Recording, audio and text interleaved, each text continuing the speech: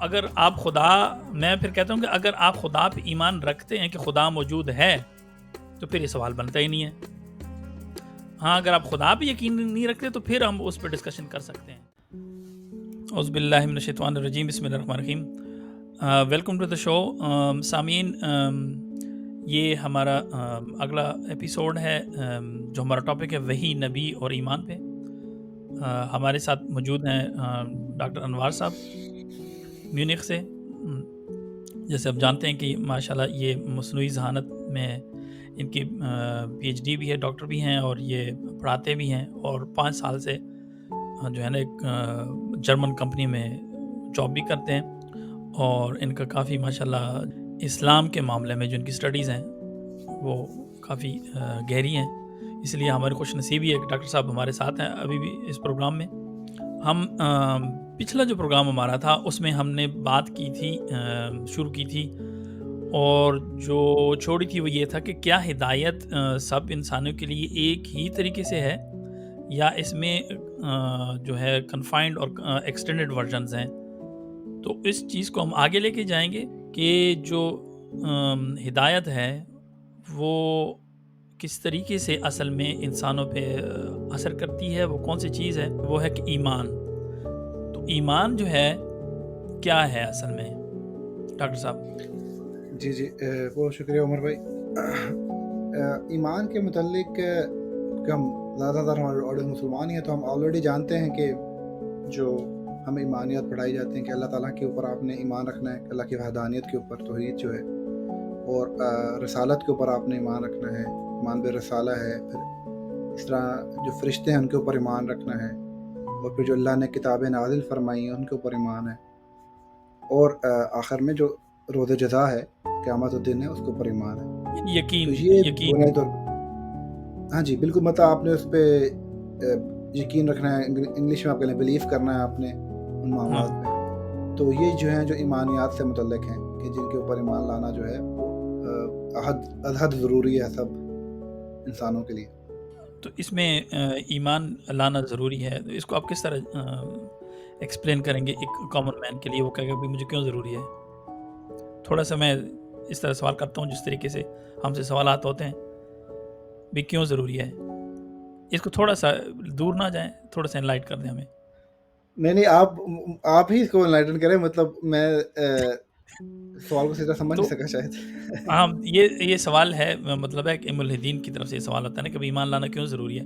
اصل میں نے دیکھا ہے کہ جو اس طرح کے سوالات ہوتے ہیں نا وہ یہ جو جوڑ ہم جس طرح بتا رہے ہیں نا، اللہ کا، نبی کا، ایمان کا، اور پھر جو معاشرت کی ساری ترتیب بنی ہوئی ہے نا، میں نے نوٹ کیا کہ لوگ نا ایک خاص بغیر کسی اس کے خیال کے ایک سوال کر لیتے ہیں، یعنی اس میں دلیل اور رد دلیل کا کوئی لحاظ نہیں رکھتے. ایک بیچ میں نقطہ بیچ میں نکال لیتے ہیں کہ بھئی مجھے ایمان لانا کیوں ضروری ہے. تو ایمان لانے کے لیے اس لیے ضروری ہے کہ خدا موجود ہے زمین کے اوپر جس نے بنایا ہے، اس لیے آپ کو ایمان لانا ضروری ہے. تو اگر آپ میں پھر کہتا ہوں کہ اگر آپ خدا پہ ایمان رکھتے ہیں کہ خدا موجود ہے تو پھر یہ سوال بنتا ہی نہیں ہے. ہاں اگر آپ خدا پہ یقین نہیں رکھتے تو پھر ہم اس پہ ڈسکشن کر سکتے ہیں. تو ایمان لانا اس لیے ضروری ہے کہ اس کائنات کا ایک خدا ہے جو اس کے نظام کائنات کو اس نے صرف بنایا نہیں ہے بلکہ یدبر الامر بھی وہ کرتا ہے، جس طرح قرآن کرتا ہے نا کہ جو معاملات ہوتے ہیں وہ ان کو چلا بھی رہا ہے، اس کو دیکھ بھی رہا ہے. تو یہ تھا. تو ایمان کی کیا اقسام بھی ہیں؟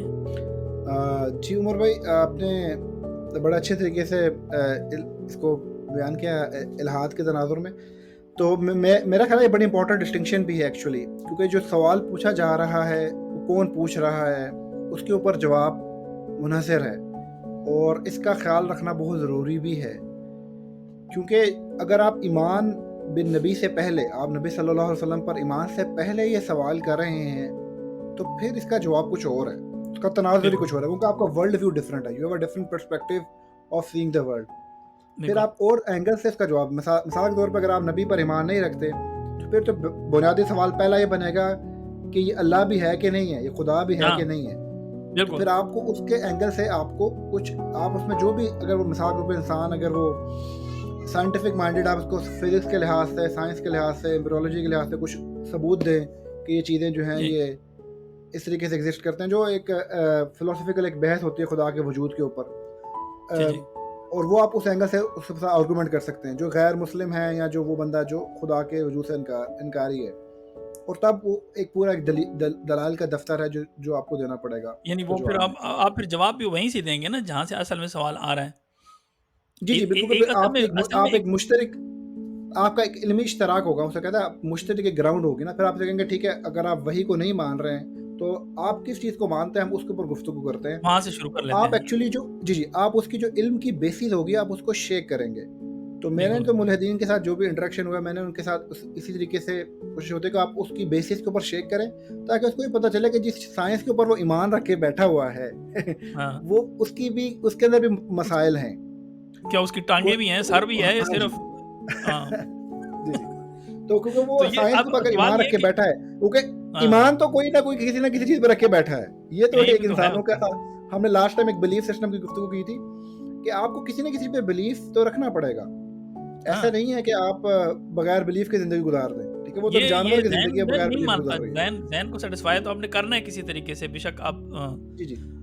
जी, चाहे वो आप हकीकत से सेकुलर कर लें या ह्यूमनिज़्म हो, जो कुछ भी हो। जी, जी। चाहे वो सेकुलर ह्यूमनिज़्म हो, जैसे भी हो, वो मामला उस तरीके से चलेंगे।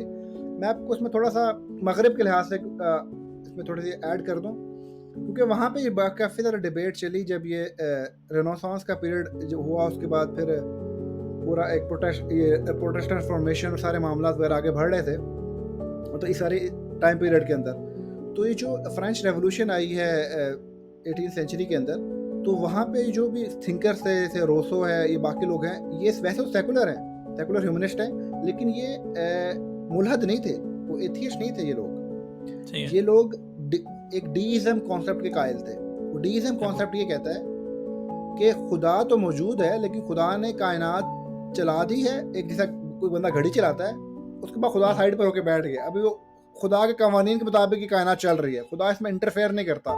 ये जो बात आ रही है कि जी पैगंबर आ रहे हैं, ये हो इसी रहा का है, वो हो रहा जवाब है, ये छोड़ देखिए, अल्लाह को पता था ना डॉक्टर साहब इस चीज़ का, तो अल्लाह ने जवाब दे दिया कुरान में। जी, जी।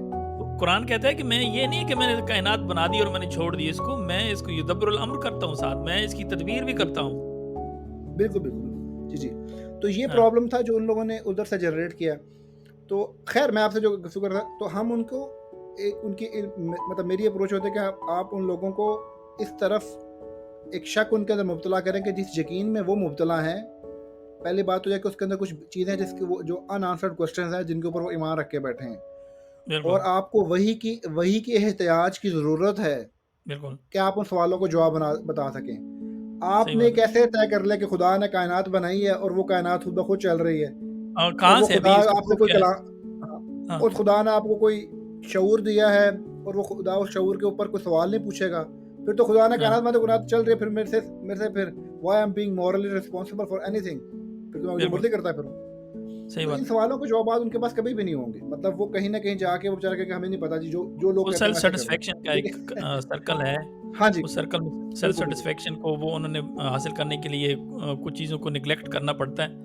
तो अगर जी, आपको जी। कुछ चीज़ें निग्लेक्ट करनी पड़ रही हैं तो इसका मतलब है कि देयर इज़ अ प्रॉब्लम। अच्छा, तो हम डॉक्टर जी, जी। साहब उसकी तरफ आते हैं, अपना जो टॉपिक है। हाँ। इस पे इंशाल्लाह हम तफ़सीलन गुफ्तगू करेंगे और इसको हम दोबारा भी करेंगे इंशाल्लाह, जो अभी डिस्कशन हमारी हुई है, क्योंकि काफ़ी ये बहस तलब बात है और लोगों को भी जी, इसमें जी। इन्वॉल्व करेंगे इंशाल्लाह, प्रोग्राम जी, जी, करेंगे। ज़रूर इंशाल्लाह। जो सवाल है जो ईमान का है मामला, जी, यानी जी। यकीन का जो मामला है, जो कि एक बिलीव हमने रखना है, खुदा पे हमारा यकीन है कि वो खालिक है इस ज़मीन का और आसमान का और सारी कायनात का, उसने अंबिया भेजे हैं।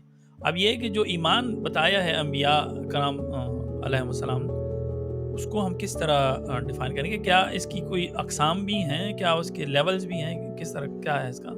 जी, जी। ईमान से पहले मैं इस चीज़ पे थोड़ा फ़ोकस करना चाह रहा था कि ईमान जो होता है वो नबूवत से पहले आपका जो तनाज़ुर है वो और होता है नबूवत पर ईमान लाने से पहले, और नबूवत पर ईमान लाने के बिल्कुल, बाद वो तनाज़ुर बदल जाता है। और सही है। बल्कि मैं तो यहाँ तक कहूँगा कि अगर नबूवत पर ईमान लाने के बाद आपका तनाज़ुर नहीं बदला, वर्ल्ड व्यू अगर आपका चेंज नहीं हुआ, तो आपको थोड़ी फ़िक्र करनी चाहिए कि वाक़ई आप अभी ईमान में लाए हैं कि नहीं? देयर इज़ क्योंकि अ प्रॉब्लम।